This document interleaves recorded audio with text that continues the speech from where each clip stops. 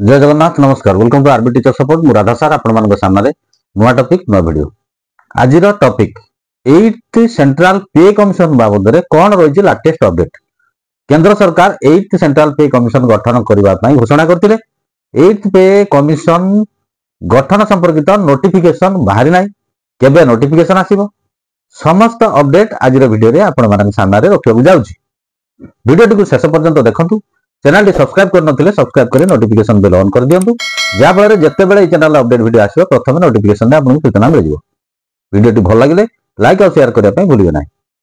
चलित लोकसभा अधिवेशन रे मार्च 17 तारिख माननीय एमपी कंगना रणावत एवं Sajid Ahmed 8th central pay commission गठन संपर्क में प्रश्न रखिथिले। प्रश्न गुड़िक कौन थिला?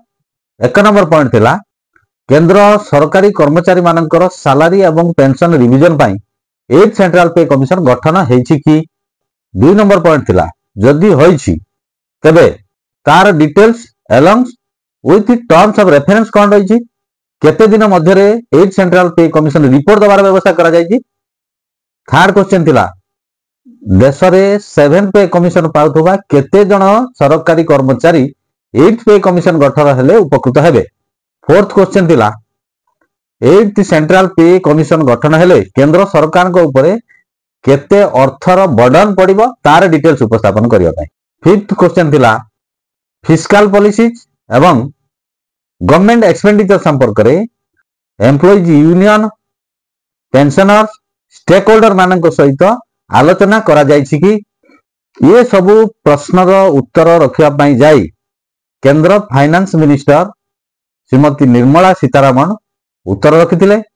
1 नंबर प्रश्नर उत्तर रखी से कहिथिले केंद्र सरकार 8th सेंट्रल पे कमिशन गठन निमंते निष्पत्ति नै जंती किंतु गठन हेई नै तार नोटिफिकेशन किछि आसी नै।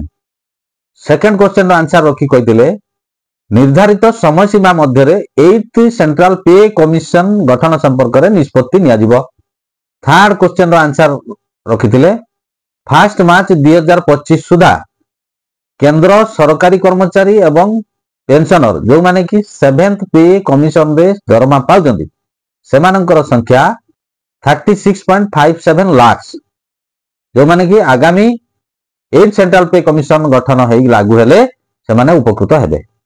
फोर्थ क्वेश्चन रो आंसर रखी कहिथिले 8th सेंट्रल पे गठन हेई तार रिपोर्ट आसिला परे फाइनेंशियल बर्डन बा फाइनेंशियल इंप्लिकेशन बाबद रे जना पड़ियो।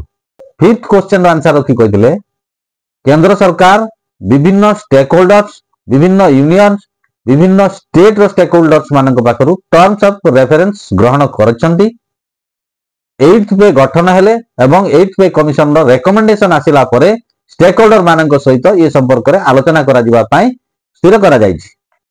तो एथिरो गोटिए जिंस स्पष्ट हला केंद्र सरकार 8th सेंट्रल पे कमिशन गठन संपर्क में निष्पत्ति नहीं किंतु गठन संपर्कित विधिबद्ध नोटिफिकेशन आसी ना कमिशन गठन हेई नाही आगामी दिन में केंद्र सरकार 8th पे कमिशन गठन करेंगे और विधिबद्ध नोटिफिकेशन प्रकाश करेंगे। तापर 8th पे कमिशन से तार विभिन्न सर्वे रिपोर्ट प्रस्तुत करिबो एवं केंद्र सरकार को तार रेकमेंडेशन पठेइबो।